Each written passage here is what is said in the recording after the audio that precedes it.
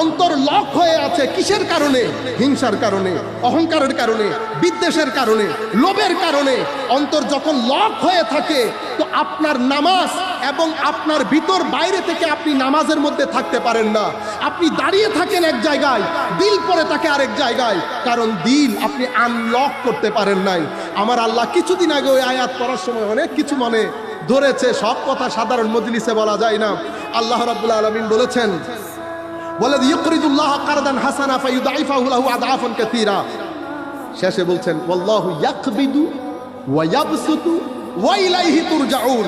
সুফিয়ায়ে কেরাম একটা চ্যাপ্টারে সুফিয়ায়ে কেরামের কিতাবে আলোচনা করেন কবদ এবং বাসত, অন্তর খুলে আটলান্টিক মহাসাগর হয়ে যাওয়া আর অন্তর সংকুচিত হয়ে একেবারে কনস্ট্রিক্ট হয়ে যাওয়া।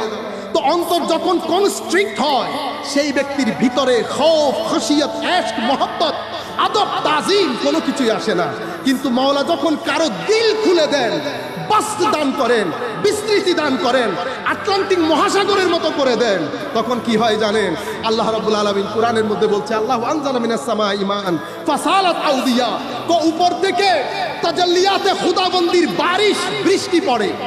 তাজাল্লিয়াতে খুদাবন্দির বৃষ্টি পড়ে, কুরবতে ইলাহির বৃষ্টি, খৌফে ইলাহির বৃষ্টি, খাশিয়াতে ইলাহির বৃষ্টি, মারিফতে ইলাহির বৃষ্টি। বৃষ্টি তো পড়ে, কারো দিল বন্ধ হয়ে থাকে, কারো দিল যাদের খোলা থাকে, প্রত্যেকেই যার যার সামর্থ্য অনুযায়ী সেই বৃষ্টির পানি ভিতরে ধারণ করে, বৃষ্টির পানি ভিতরে ধারণ করে। তো যার অন্তর যত বড়, মাওলায়ে করিম তার অন্তরে বৃষ্টির পানি তত বেশি থাকে। তো যার অন্তরে বৃষ্টির পানি বেশি পড়ে সেই ব্যক্তির কিছু জাহেরি আলামত দেখে বোঝা যায় মাওলায়ে করিম তার ভিতরে বাস্ত দান করেছে। সেটা কি? হুজুর করিম সাল্লাল্লাহু আলাইহি ওয়াসাল্লামকে যখন জিজ্ঞেস করা হয়েছিল, ইয়া রাসূলুল্লাহ আফামান শারাহাল্লাহু সাদরাহু লিল ইসলামে ফাহুয়া আলা নূরিম মির রাব্বি। যেই ব্যক্তির সিনা আল্লাহ খুলে দেন সেই ব্যক্তিকে আল্লাহ নূর দান করেন, অথবা আল্লাহর নূরের উপর উনি অবস্থান করেন, এটার অর্থ কি? তখন আমরা নবী সাল্লাল্লাহু আলাইহি ওয়াসাল্লাম বলেছেন, নূরুন আলকাহুল্লাহু ফি কলবিল মুমিন। এটা আল্লাহর একটা বিশেষ নূর যেটা মুমিনের সিনার ভিতরে আল্লাহ থ্রো করেন, ঢেলে দেন।